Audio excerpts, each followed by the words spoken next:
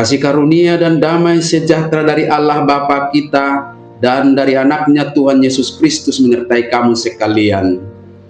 Amin. Shalom, saudara-saudari sahabatku yang dikasihi Tuhan Allah. Firman Tuhan yang menyapa kita di awal minggu ini, hari Senin tanggal 27 Oktober 2025, tertulis di dalam Injil Matius pasal 7 ayat 21. Mari sahabatku, kita simak dan renungkan firman Tuhan yang menjadi kekuatan dan inspirasi untuk menjalani hari ini. Demikian.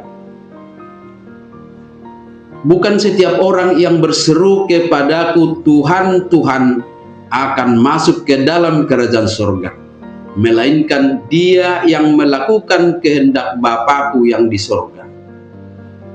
Dada saluhut halak nama dok ahu Tuhanna bongot sogot tuhara jauh banwagi jangi holanak kana mangulahol lomoni rohani damang nadi banwagi jangido. Demikian firman Tuhan. Saudara-saudari sahabatku di dalam nama Tuhan Yesus, hidup beragama memang selalu diperhadapkan dengan dua perilaku, yaitu cara beragama yang sekedar pengakuan atau iman yang verbal, dan cara beragama yang nyata dalam ketaatan dan tindakan. Mengatakan Tuhan, Tuhan menunjukkan seseorang yang mengaku mengenal dan bahkan percaya kepada Tuhan Yesus. Namun pengakuan percaya itu bisa saja hanya sekedar kata-kata tanpa bukti cara hidup yang nyata dalam tindakan dan perbuatan yang sesuai dengan apa yang dikehendaki Tuhan Allah. Tentu Yesus tidak menolak setiap orang yang berseru kepadanya, tetapi dia menilai apakah seruan itu diikuti oleh ketaatan terhadap kehendak Bapa. Ayat paralel dalam Lukas 6 ayat 46, Yesus berkata, "Mengapa kamu berseru kepadaku Tuhan, Tuhan, padahal kamu tidak melakukan apa yang aku katakan?" Jadi intinya adalah bahwa melakukan kehendak Allah Bapa, yaitu hidup setia seturut dengan firman-Nya, mengasihi, mengampuni, melayani, dan hidup dalam kekudusan. Itulah inti dari kehendak Bapa yang menjadi standar hidup orang yang layak dan berkenan kepada Tuhan.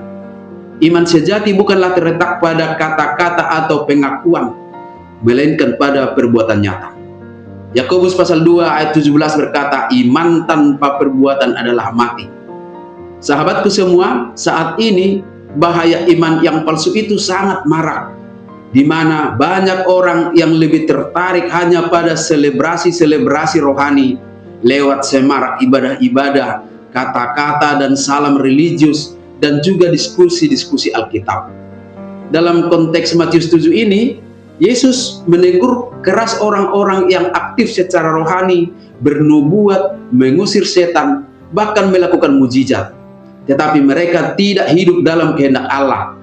Itu dapat kita baca dalam Matius 7 ayat 22 sampai dengan ayat 23.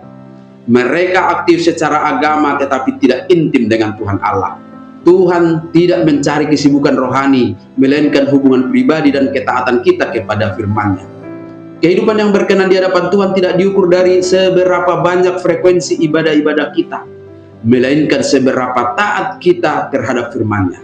Orang yang sungguh-sungguh melakukan kehendak Tuhan akan memancarkan kasih, akan menunjukkan hidup dalam kejujuran, hidup dalam ketulusan dalam kesehariannya, peduli, pengampunan, panjang sabar, dan murah hati. Maka Tuhan Yesus menghendaki kita supaya jangan hanya menyebut nama Tuhan, tetapi hiduplah dalam ketaatan kepada firman-Nya. Tunjukkan iman melalui tindakan kasih dan kebenaran setiap hari. Yakinlah bahwa anugerah-Nya akan melayakkan kita menjadi pewaris kerajaan surga. Amin. Selamat beraktivitas, Tuhan memberkati.